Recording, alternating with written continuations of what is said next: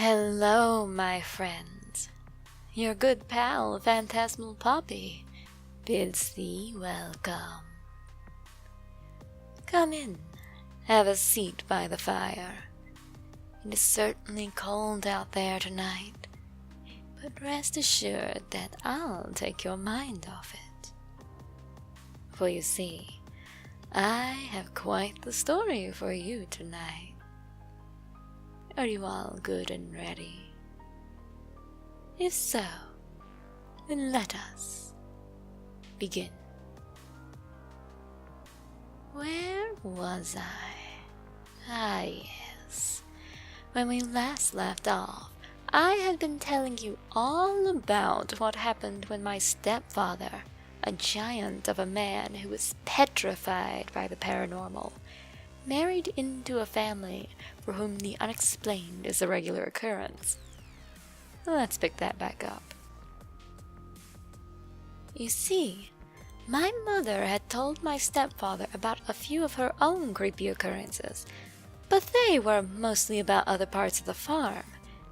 Nothing about the house.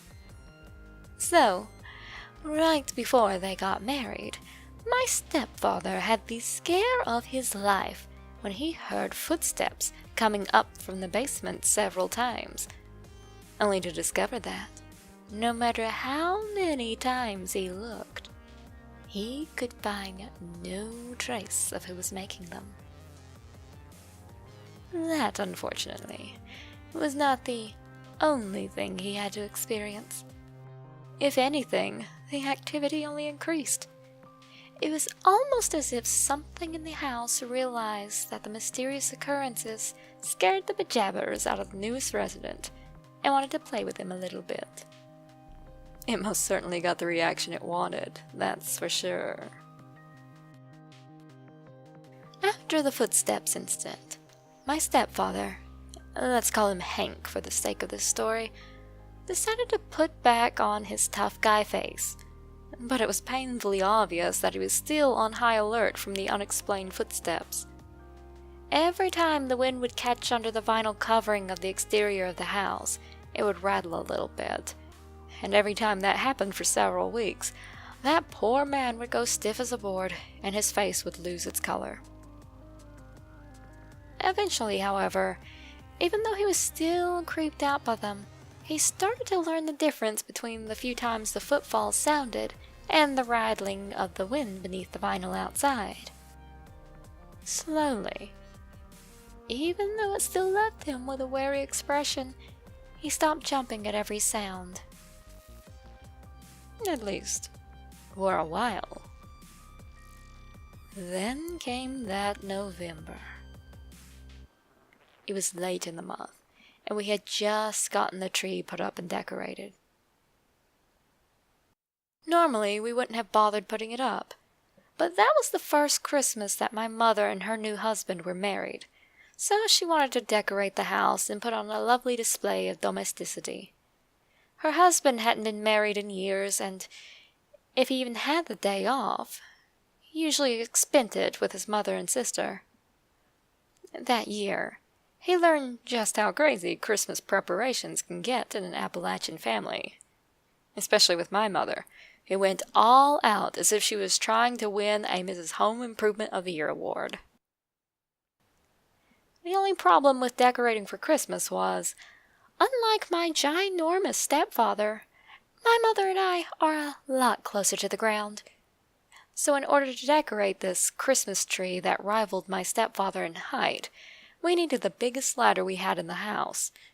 Not a big deal, really, mind you, since we still had several ladders from building the house. However, once we were through with the tree, my mother's drive to decorate things finally crashed, and the ladder just got pushed aside. "We'll need to take down the tree and lights outside soon enough," was her excuse. "So just fold it up and leave it where it is for now." And that's exactly what I did. We laid the ladder down and pushed it flush against the bottom of one wall. We even situated it behind the chair and television stand so we wouldn't be falling over if the cat hopped onto it. Snugly settled, we were sure no one would trip over it. Or so we would have thought. Imagine, to my surprise, when I was awakened early one morning by a yelp, a metallic clatter, and the booming of stumbling footsteps. I poked my head out of my bedroom and flipped on the light. Down the hallway, I could see Hank in the semi-darkened living room, staring dumbly downward, his hands splayed open and gesturing toward the ladder on the floor, like he couldn't even believe what he was seeing. At some point during the night, the ladder had moved across the room and placed itself behind the couch. Hank hadn't noticed it jutting out from the side in the dark, and his foot had caught on it. He looked at me, half dumbfounded, half angry. "Did you do that?" he whispered loudly, trying not to wake my mother up. It didn't work, because my mother was already awake and came out of their bedroom to investigate. Now, for a long time, I loved pulling practical jokes on people. Practical being the key word here, folks. Still, there was a limit to what I would do during a prank, and leaving a ladder out to be a trip hazard was too mean. So I shook my head and told him I didn't do it. He then turned to my mother, who also had a prankster streak. But she just seemed as annoyed as he was about the ladder being where it was. After a back and forth between all of us, I even asked Hank if he was prone to sleepwalking, and if it was possible he could have moved it.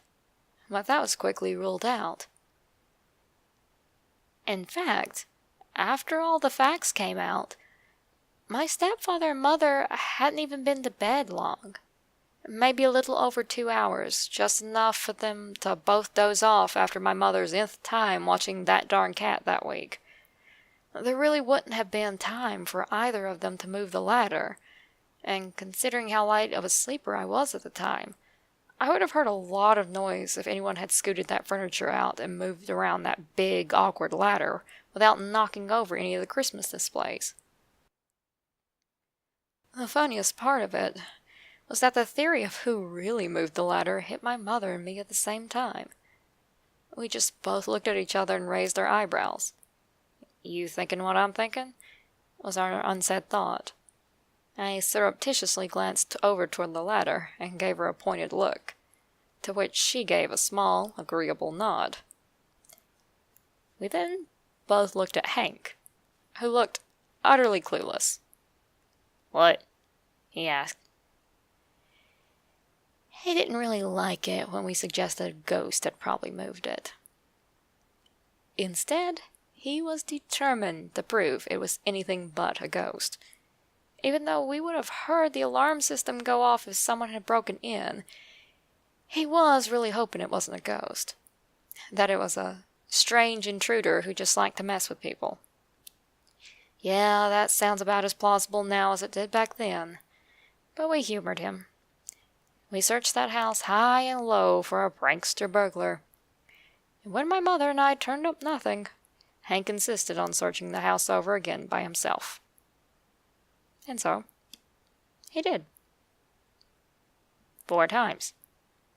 And each time he found nothing, he got paler and paler, shakier and shakier, until finally my mother had him put down the shotgun before he pulled the Barney Fife and shot himself in the foot while he was too rattled to think. To her credit, she managed to get this terrified giant of a man back to bed, where she had a devil of a time trying to keep him from actually sleeping with said shotgun because he was scared out of his mind. And he likely would have, too, if she finally hadn't put her foot down and told him, "What are you going to do exactly? Kill a ghost?" Honestly, I'm not certain even that logic would have done the trick. But my mother wasn't about to have the walls of her house riddled with shot over shooting something he couldn't even see. Unfortunately for Hank, he didn't get much sleep that night. Nor for the next few nights. Even though we moved the ladder back out of the way, for the next week, any time Hank would get up in the middle of the night, Sure enough, the ladder was moved again. Fortunately, Hank saw it before he could trip over it the next few times. Once, it was moved along the same wall, blocking the door. Another time, it was leaned up against the hearth. A third time, it was in the middle of the floor, stretched out under a coffee table and a rug. Finally, after that third time, we moved the ladder back downstairs and didn't bring it back up. Instead, Hank helped us take down the tree and the decorations that we couldn't reach by standing in a chair. But he didn't let us bring a ladder back upstairs for a long time after that. Now, you would think that, after the mysterious footsteps and teleporting ladder incidents, Hank would have gotten used to our brand of crazy. Or that whatever was messing with him would have stopped. And this video would be a lot shorter if that was the case.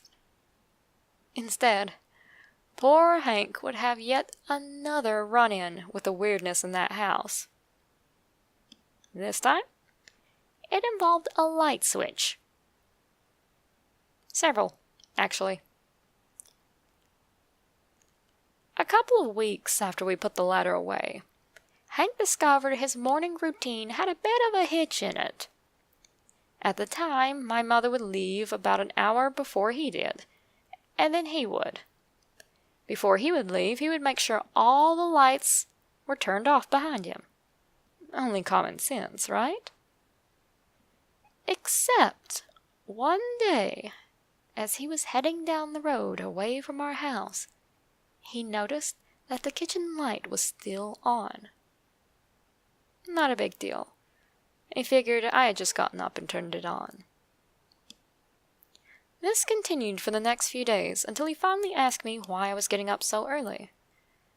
I was working this odd shift at the time where I would pull 40 hours on the weekend and then be off all week, so I liked to sleep in until about mid-morning most days.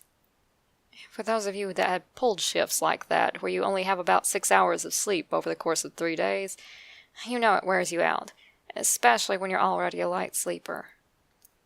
Once I was in bed, I tried to get as much sleep as I could. So obviously, I had no idea what he was talking about. He, of course, thought I was joking at first, and sort of wrote it off. Then, that Saturday, everybody had to work. I was already gone, my shift having started the night before, and my mother got to leave a bit later than usual, so she just rode with my stepfather. When Hank was done gathering his stuff for the day, he turned out the lights and met my mother downstairs. As he was heading away from the house, once again, he noticed the kitchen light was still on. Only this time, there was no way anyone could have turned it on behind him. He wrote it off as not turning the light switch off all the way.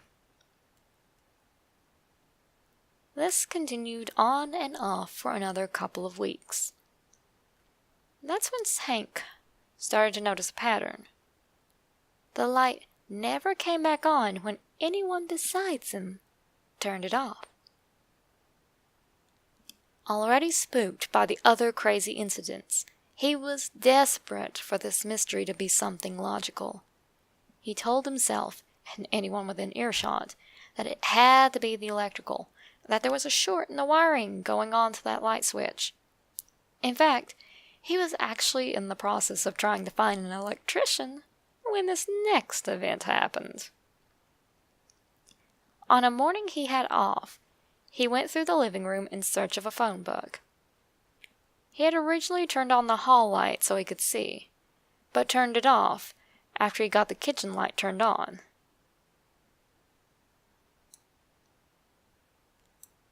Phone book located, he headed back into the kitchen and sat down at the table to browse the yellow pages. He was in the process of flipping through them when he noticed the area grow a bit brighter. He turned around. The hall light was back on. All right, he figured. I didn't turn it off all the way. Light switches sometimes get stuck midway down. So, he went back over and turned it back off. He wasn't back to the table for more than 2 minutes before things got brighter again. Annoyed, he got back up and practically slammed the switch down with the flat of his hand. Back to the table he went. And a few minutes later, back on it came. This time, he was sure the electrical in the house was going cuckoo. Cursing the electrician who did the wiring in the first place, he grabbed a roll of duct tape from a nearby coffee table on his way back to the hallway. When he flipped the switch down this time, he taped it down for good measure. Satisfied, he walked right back to the kitchen table, determined to get an electrician out there that very day, even if he had to go drag one from their office. Hank then had just enough time to actually pick up the phone to dial the first number he found before something rang out in that otherwise silent house. Rip! Hank dropped the phone. When he had first moved into that house, he would have been frozen in place. But after so many weird things had happened, he had actually gained a bit of fortitude against his fear of the unknown. That, coupled with now dying frustration over having to turn the light off so many times, he had just enough adrenaline to help him turn around in that seat. The hall light was back on, its light switch turned up, and the duct tape was on the floor. He decided to call it a day after that and just go fishing.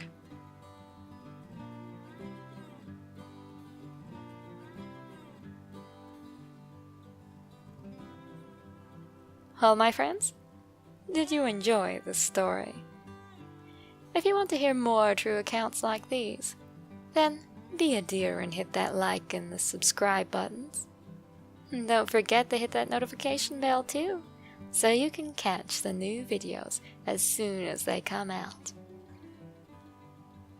Do hurry back. I'll be waiting.